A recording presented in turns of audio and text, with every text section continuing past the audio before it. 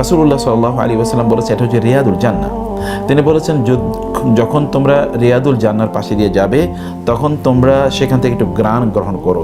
তখন সাহাবায়ে কেরামরা বললেন রিয়াদুল জান্নাহ কি, মানে জান্নাতের বাগান এর পাশে দিয়ে যাবে। তখন রাসূল সাল্লাল্লাহু আলাইহি ওয়াসাল্লাম বললেন হারাকাতু যিকর, মানে এমন একটি আসর যেখানে আল্লাহর কথা আলোচনা করা হয়, আল্লাহ দ্বীনের কথা আলোচনা করা হয়, সেটিকে রিয়াদুল জান্নাহ বলে রাসূল সাল্লাল্লাহু আলাইহি ওয়াসাল্লাম উল্লেখ করেছেন। শুধু তাই না, রাসূল সাল্লাল্লাহু আলাইহি ওয়াসাল্লাম বলেছেন যেই আসরে আল্লাহর এবং আল্লাহ রাসূলের কথা আলোচনা হয়, দ্বীনের কথা আলোচনা হয়, সেখানে চারটি ঘটনা ঘটে। এক নম্বর হচ্ছে যে সেখানে নাজালাত আলাইহিমুল মালাইকা, মানে তাদেরকে নাজালাত আলাইহিমুস সাকিনা, যে সেখানে মানে সাকিনা মানে প্রশান্তি তাদের উপর নাজিল হয় আল্লাহর পক্ষ থেকে। ও হাফাতহুমুল মালাইকা, ফেরেশতারা চারদিক থেকে তাদেরকে ঘিরে রাখে। ও গাশিয়াতহুমুর রাহমা, রহমত তাদেরকে আচ্ছাদন করে রাখে, যেমনিভাবে সামিয়ানা আমাদেরকে বা ছাদ আমাদেরকে বা দেয়াল আমাদেরকে চারিদিক থেকে আচ্ছাদন করে রাখে, এরকম আচ্ছাদন করে রাখে। ওয়াযাকারহুমুল্লাহু ফীমান ইনদাহু, আল্লাহ তাআলা তার কাছে যে সকল ফেরেশতারা সিনিয়র ফেরেশতারা আছেন অথবা আর্কঅ্যাঞ্জেল লিডিং ফেরেশতারা আছেন, যেমন জিবরিল, মিকাইল, ইসরাফিল, মালাকুল মাউত, এরকম ফেরেশতাদের সাথে আল্লাহ তাআলা এই সকল ব্যক্তিদেরকে নিয়ে আলোচনা করেন যে তারা আল্লাহ সুবহানাহু ওয়া তাআলার কথা বলছেন এবং বিনিময়ে আল্লাহ তাআলা তাদের কথা বলছেন। কারণ রাসূল সাল্লাল্লাহু আলাইহি ওয়াসাল্লাম বলেছেন, আল্লাহ তাআলা বলেন আনা ইনদা যন্নি আবদি ওয়া আনা মাআহু ইযা যাকারানি, আমার বান্দা যখন আমার কথা স্মরণ করে তখন আমি তার কথা স্মরণ করি। কি সুন্দর, তাই না? ফাযকুরুনি আযকুরুকুম, আল্লাহ বলেছেন তোমরা যদি আমার কথা স্মরণ করো তাহলে আমি তোমাদেরকে স্মরণ করব। মানে আপনি আল্লাহর নাম বলা আর আল্লাহ তাআলা আপনার নাম উচ্চারণ করার মধ্যে কিন্তু বিশাল ব্যবধান আছে। কারণ আমরা সাধারণ মানুষ, কিন্তু আল্লাহ সুবহানাহু ওয়া তাআলা তিনি সকল কিছু সৃষ্টিকর্তা, তিনি সব কিছুর মালিক। মালিকাল মুলকি তুতুল মুলকা মান তাশা ওয়া তানজিউল মুলকা মিম্মান তাশা। রাসূল সাল্লাল্লাহু আলাইহি ওয়াসাল্লাম আরও বলেছেন মান সালাকা তরিকান ইয়ালতামিসু ফীহি ইলমান সাহালাল্লাহু লাহু তরিকান ইলাল জান্নাহ। আমরা এখন যে পথে আছি এটা কিন্তু হাইওয়ে টু জান্নাহ, এটা কিন্তু জান্নাতের পথ, যেই পথটি আমাদেরকে জান্নাতের দিকে নিয়ে যাচ্ছে। মানে এরকম একটা হাইওয়েতে আমরা আছি। শুধু তাই না, ওয়া ইন্নাল মালাইকাতা লা তাদউ আজনিহাতাহা লিতালিবিল ইলমি রিদাম বিমা ইয়াসনাউ, যে ফেরেশতারা তাদের ডানাগুলো বিছিয়ে দেয় যারা জ্ঞান অর্জন করার পথে যারা চলে, মানে তলেবুল ইলম যে আপনারা যারা আছেন, আপনাদের জন্য ফেরেশতা তাদের ডানাগুলো বিছিয়ে দেয় যেন ওই ডানার উপর, নরম তুলতুলে ডানার উপর যেন আপনারা চলতে থাকেন। যেমনিভাবে কোনো একজন অতিথি, মানে মহান অতিথি যদি কোনো একটা জায়গায় যায় তাহলে তার জন্য লাল গালিছার বিছানা তার জন্য বিছিয়ে দেওয়া, অথবা তার জন্য ফুল বিছিয়ে দেওয়া হয়, মানে ফুলের উপর দিয়ে তারা হেঁটে যায়, তাদের উপর ফুল ছিটিয়ে দেওয়া হয়। ঠিক ফেরেশতারা আমাদের জন্য ডানাগুলো বিছিয়ে দেন যদি আমরা জ্ঞান অর্জনের পথে চলি। আর যারা জ্ঞান অর্জন করেছেন ওয়া ইন্নাল আলিমা, আর যারা জ্ঞান অর্জন করেছে তাদের জন্যে দোয়া করে ফেরেশতারা, তাদের জন্য দোয়া করে মাছগুলো, গাছগাছালি, পাখিগুলো তাদের জন্য দোয়া করে, এমনকি পিপিলিকও তাদের জন্য দোয়া করে। রাসূলুল্লাহ সাল্লাল্লাহু আলাইহি ওয়াসাল্লাম বলেছেন। আমরা এই কারণে জ্ঞান অর্জনের পথে আপনারা যারা এসেছেন আপনাদেরকে কংগ্রাচুলেশন জানাচ্ছি, কারণ জ্ঞান অর্জনের সফর এটা নবুয়তের প্রথম সফর। আপনি যদি রাসূলুল্লাহ সাল্লামের দিকে তাকান, ইসলামের ইতিহাসে বা সিরার দিকে, তাহলে রাসূল সাল্লাম যখন গারে হেরায়, মানে ঘেরা গুহাতে তিনি সেখানে আল্লাহ সুবহানাহু ওয়া তাআলা অথবা সমাজ ব্যবস্থায় যে শিরক এবং কুফরি আছে এগুলো নিয়ে চিন্তা করছিলেন, তখন তার কাছে প্রথম কি আসে? কোরআন আসে, কোরআনের ওহী আসে। সেই ওহীর প্রথম বক্তব্য কি ছিল? ইকরা বিসমি রাব্বিকাল্লাযী খালাক, খালাকাল ইনসানা মিন আলাক, ইকরা ওয়া রাব্বুকাল আকরাম আল্লাযী আল্লামা বিল কলম, আল্লামাল ইনসানা মা লাম ইয়ালাম, যে আপনি পড়ুন আপনার রবের নামে যিনি সৃষ্টি করেছেন, পড়ুন যিনি মানুষকে আলাক থেকে সৃষ্টি করেছেন, আপনার সেই সম্মানিত রবের নামে পড়ুন যিনি মানুষকে কলম দিয়ে শিখিয়েছেন এবং তিনি মানুষকে এমন জ্ঞান বা এমন প্রজ্ঞা প্রদান করেছেন যেই প্রজ্ঞা বা যেই জ্ঞান মানুষ জানতো না, মালাম ইয়ালাম, যা সে জানতো না। আদম আলাইহিস সালামকে আল্লাহ সুবহানাহু ওয়া তাআলা জ্ঞান দেওয়ার পর এরপরে ফেরেশতাদেরকে বললেন যেন আদমের জন্য সিজদা করে। কিসের কারণে? কারণ আদম আলাইহিস সালাতু ওয়াস সালাম আল্লামা আদম আল আসমাআ কুল্লাহা, যে আদম আলাইহিস সালামের জ্ঞান আল্লাহ সুবহানাহু ওয়া তাআলা এমন জ্ঞান প্রদান করেছেন এবং ফেরেশতারা কিন্তু সেই কথাই বলেছে সুবহানাকা লা ইলমা লানা ইল্লা মা আল্লামতানা, আল্লাহ আমাদের তো মানে বেশি জ্ঞান নেই, আপনি যতটুকু শিখিয়েছেন কেবল ততটুকুই আমরা জানি, এর চেয়ে বেশি আমাদের কোনো জ্ঞান নেই। ফেরেশতারা কিন্তু জ্ঞান অর্জনের সফরে তাদের যাওয়ার প্রয়োজন হয় বা তারা যায় না, সেটা তাদের কাজ না, কিন্তু মানুষের জ্ঞান অর্জনের সফরে তাদেরকে যেতে হয়। যেমনি ভাবে মুসা আলাইহিস সালাম তিনি জ্ঞান অর্জনের জন্য তিনি খিদির আলাইহিস সালামের কাছে গিয়েছিলেন, অথচ খিদির কিন্তু নবী না, মুসা আলাইহিস সালাম নবী। তারপর আল্লাহ তাআলা তাকে পাঠালেন যে খিদিরের কাছে যান, সেখান থেকে জ্ঞান অর্জন করে আসুন। জ্ঞান অর্জনের সফর এটা জীবনকে পরিবর্তনকারী সফর। জ্ঞান অর্জন করার জন্য আমাদেরকে কাজ করতে হয়।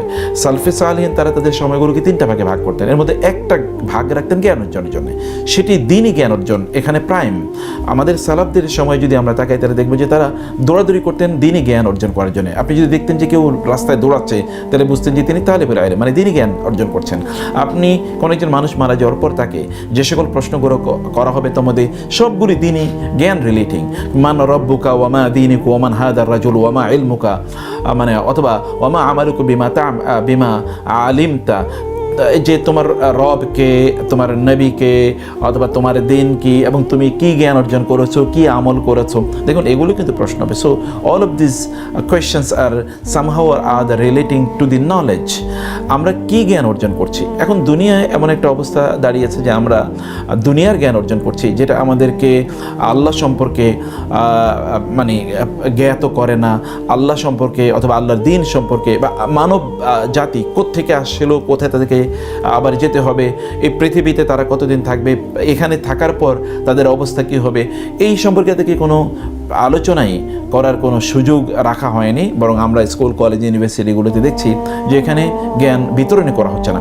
অথচ আমরা যদি জ্ঞানের মৌলিক বিষয় দেখি, আপনাকে যিনি সৃষ্টি করেছেন তাকে আপনি চেনেন না, অথবা আপনি কি উদ্দেশ্যে পৃথিবীতে আছেন তা আপনি জানেন না, আপনার মৃত্যুর পর আপনি কোথায় যাবেন সেটি আপনি জানেন না, এবং আপনি কোন পথে চললে আপনার সফলতা আসবে সেটি আপনি জানেন না। তাহলে আমরা জানি কি? আমরা কেবল কিছু বই পড়ছি, যেই বইগুলো আমাদেরকে কেবল মানে বাজারে চাকরি পাওয়ার জন্য বা একজন চাকর হিসেবে আমাদেরকে মানে উপযুক্ত করে তোলে, এতটুকুই ব্যাস। একজন চাকর হিসেবে মানে একজন মানি আর্নার অথবা ব্রেড আর্নার, কেবল আমরা বা মানি মেশিন হিসেবে কেবল আমাদেরকে তৈরি করে যে আমরা টাকা ইনকাম করবো, এতটুকুই কেবল আমাদেরকে মানে যোগ্য একজন চাকর হিসেবে আমাদেরকে তৈরি করছে। কিন্তু আমার বেসিক মানে উদ্দেশ্য কি, লক্ষ্য কি, আমি কোত্থেকে আসলাম, কেন আসলাম, কিভাবে আসলাম, কোথায় যাব, যাওয়ার পরে কি হবে, আমার এই কাজের জন্য কি আমাকে জবাবদিহি করতে হবে কিনা, কোন পথে আমাকে চলতে হবে, আমি কিন্তু কিছুই জানি না। সেই সংক্রান্ত আমাদের জ্ঞান একেবারেই নাই। ফলে আপনারা যারা তারবিয়াতে এসেছেন আপনাদেরকে স্বাগত জানাচ্ছি। তারবিয়া থেকে আমরা ঠিক এই কাজটি করছি। ছোট বাচ্চারা ধরুন আপনি নির্ভরযোগ্য হাফেজ সব পাবেন না, অথবা বক্তব্যগুলো প্রায় বন্ধ, অথবা আপনি এমন জায়গায় যেখানে আপনি ভালো শিক্ষক পাবেন না, কিন্তু আপনি এখানে তারবিয়ার মাধ্যমে শুদ্ধ করে সুন্দরভাবে তারা মানে কায়দা নুরানিয়া থেকে শুরু করে নাজেরা, তারপরে মানে হিফজুল কোরআন, গুরুত্বপূর্ণ সূরাগুলো তারা এখানে মুখস্থ করবে। পুরো কোরআন যদি তারা মুখস্থ না করতে পারে, অনেক বাচ্চারা এখানে তারা কোরআন মুখস্থ করে গেছে, আলহামদুলিল্লাহ। এটা তো সম্ভব। ডিস্টেন্স লার্নিং এটা তো এখন হ্যাজ বিকাম কমন প্লেস। এখন সবাই কিন্তু ডিস্টেন্স লার্নিংয়ের ব্যাপারে পৃথিবীর বড় বড় মানে বিদ্যালয়গুলো, বড় বড় শিক্ষালয়গুলো কিন্তু তারা এই মানে অনলাইন লার্নিংয়ের তারা প্ল্যাটফর্ম তৈরি করেছে। আর এগুলো তারবিয়ার যেটা বৈশিষ্ট্য, তাহলে সবগুলো ক্লাস লাইভ, টিচারদের সাথে ইন্টারাকশন করার এখানে সুযোগ আছে। তো আমরা আপনাদেরকে নাসিহা করছি যে আপনার দিনী জ্ঞান অর্জন করুন প্লিজ। দিনী জ্ঞান ছাড়া কোনো উপায় নাই। এটা এই সময় আরও বেশি দিনী জ্ঞান অর্জন করা দরকার। ঘরে বেশি থাকুন, ঘর থেকে বাইরে কম যান। ঘরে থাকুন, আল্লাহ সুবহানাহু ওয়া তাআলার জন্য সময় দিন, যতটুকু বাইরে যাওয়া দরকার ততটুকু যান। বোনদেরকে বলবো যে আপনারা দিনী জ্ঞান অর্জন, আপনি যখন রান্না বান্না করেন তখনও কিন্তু দিনী জ্ঞান অর্জন করতে পারেন, সমস্যা নেই। তো আপনি হেডফোন ব্যবহার করে আপনি ক্লাসগুলো করতে পারেন। মানে অন্যান্য জায়গা থেকে আপনাদের বাসায় প্রয়োজন আপনার কম্পিউটার বন্ধ করে দেন, টেলিভিশন বন্ধ করে দেন। টেলিভিশন আপনাদের কোনো কাজ নেই, টেলিভিশন লাইন বন্ধ করে দেন। ইন্টারনেট শুধু ততটুকু ব্যবহার করেন যতটুকু আপনাদের দিনী জ্ঞান অর্জন করার জন্য লাগবে। আর বাকিটা আপনারা প্রচুর পরিমাণ বই কিনুন, প্রচুর পরিমাণ দিনই জ্ঞান অর্জন করুন।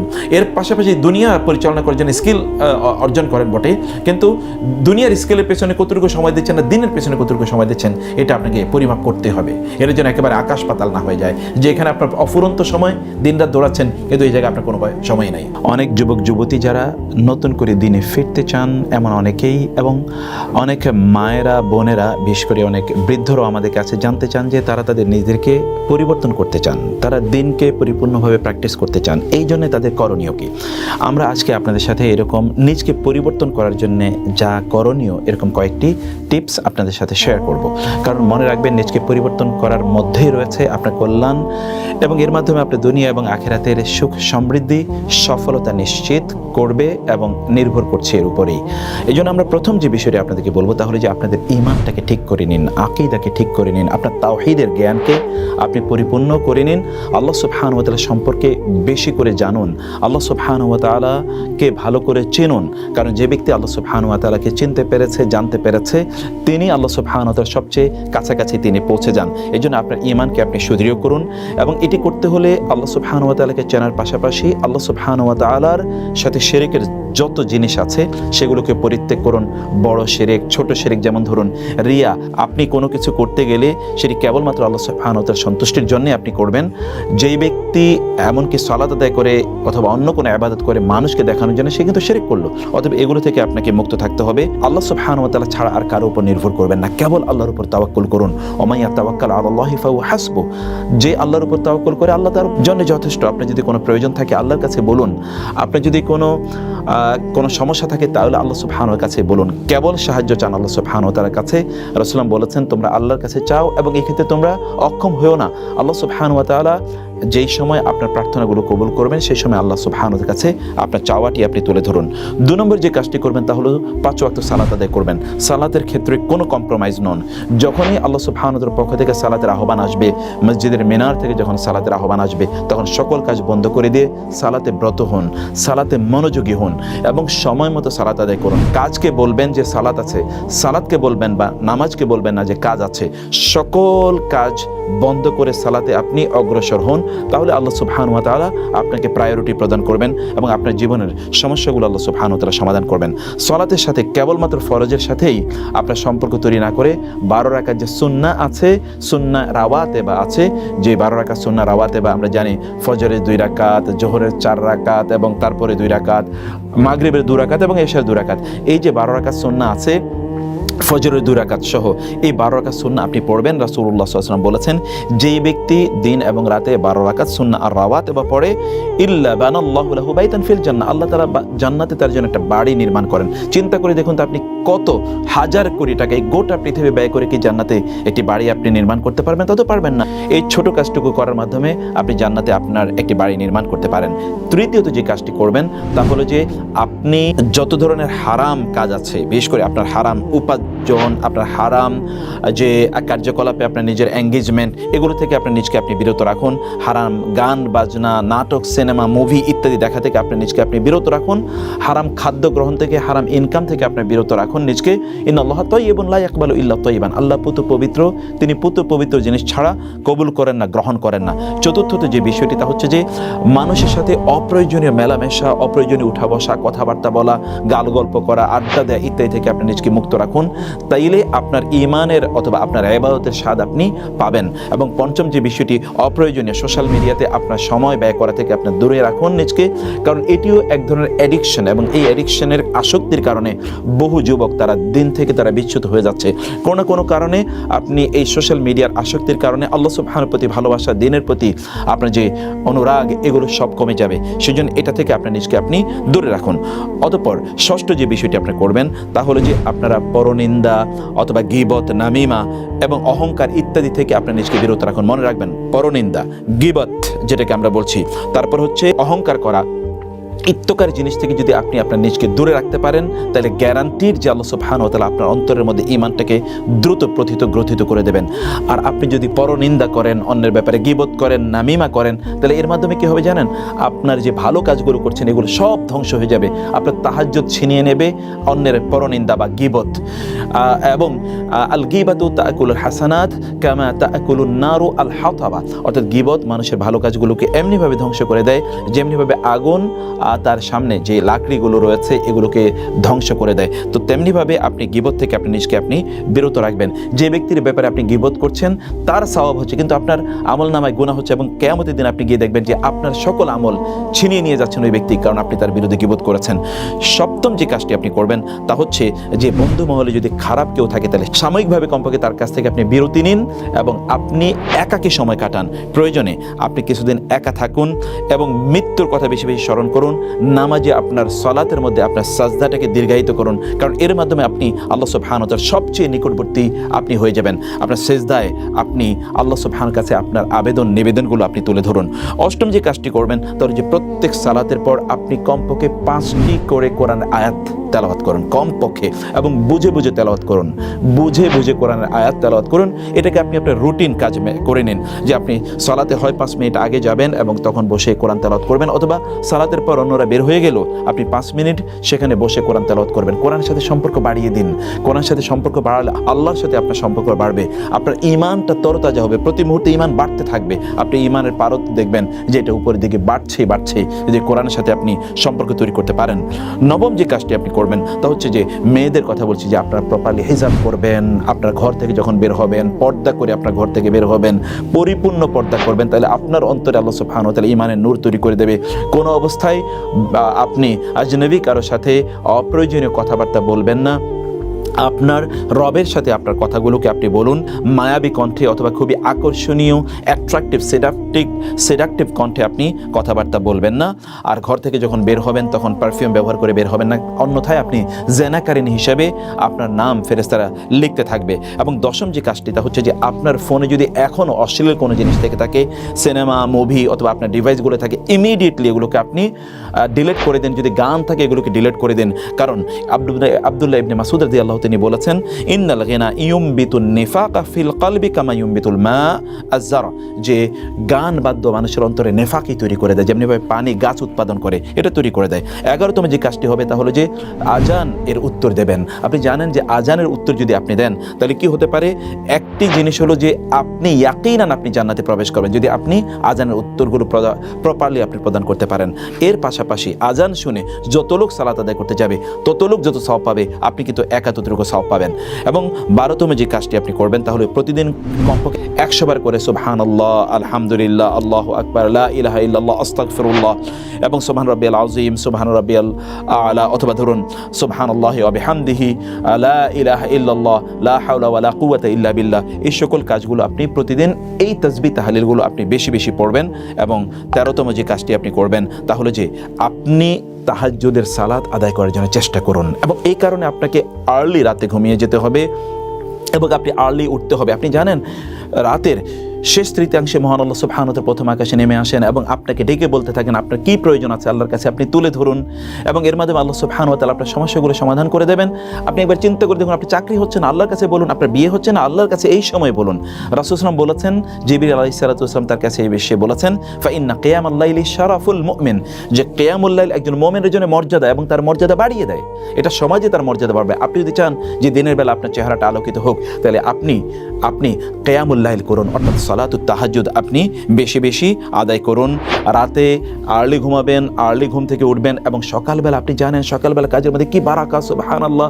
রাসূল বলেছেন, আল্লাহর কাছে তিনি দোয়া করেছেন, হে আল্লাহ সুবহানাহু ওয়া তাআলা যেন তার উম্মার সকালবেলার মধ্যে বারাকা দান করেন। আপনি সকালে কাজ শুরু করতে পারবেন, আপনি তো বারাকাত পাবেন না। আপনি কাজ শুরু করবেন 11টা 12টা 1টায়, আপনার কোনো বারাকাই আপনি পাবেন না। সেজন্য আপনাকে এই কাজটি করতে হবে। প্রতিদিন আপনি সাইয়্যিদুল ইস্তিগফার করুন, আল্লাহুম্মা আনতা রাব্বি লা ইলাহা ইল্লা আনতা খালাকতানি ওয়া আনা আবদুকা ওয়া আনা আলা আহদিকা ওয়া ওয়া'দিকা মাসতাতa'তু আউযু বিকা মিন শাররি মা সানা'তু আবু'ু লাকা বিনি'মাতিকা আলাইয়া আবু'ু লাকা বিযামবি ফাগফিরলি ফাইন্নাহু লা ইয়াগফিরু যুনুবা ইল্লা আন্ত। এটি যদি আপনি বলেন তাইলে আপনি সকালে বললে আপনি যদি মৃত্যু হয় তাহলে আপনি জান্নাতি, সন্ধ্যায় বললে এই রাতে যদি আপনার মৃত্যু আপনি জান্নাতি, সুবহানাল্লাহ। এটি আপনি বেশি বেশি সকাল এবং সন্ধ্যায় এটি পড়বেন, এবং যতবারই কোনো ভুল করবেন তাওবা করুন, ইস্তিগফার করুন। আল্লাহ সুবহানাহু ওয়া তাআলা ইন্নাল্লাহা ইয়াগফিরু যুনুবা জামিআ, আল্লাহ সুবহানাহু ওয়া তাআলা সকল গুনাহগুলো আল্লাহ সুবহানাহু ওয়া তাআলা ক্ষমা করে দেন। এই 15টি টিপস আপনাদের সাথে শেয়ার করলাম, এগুলো গ্র্যাজুয়ালি করার চেষ্টা করুন। আল্লাহ সুবহানাহু ওয়া তাআলা আমাদের সকলকে কবুল করে নিন। হাদা ওয়া সাল্লাল্লাহু সুবহানাহু ওয়া তাআলা নবিয়ানা মুহাম্মদ ওয়া আলিহি ওয়া সাহবিহি আজমাইন। ওয়া আসসালামু আলাইকুম ওয়া রাহমাতুল্লাহি ওয়া বারাকাতুহু।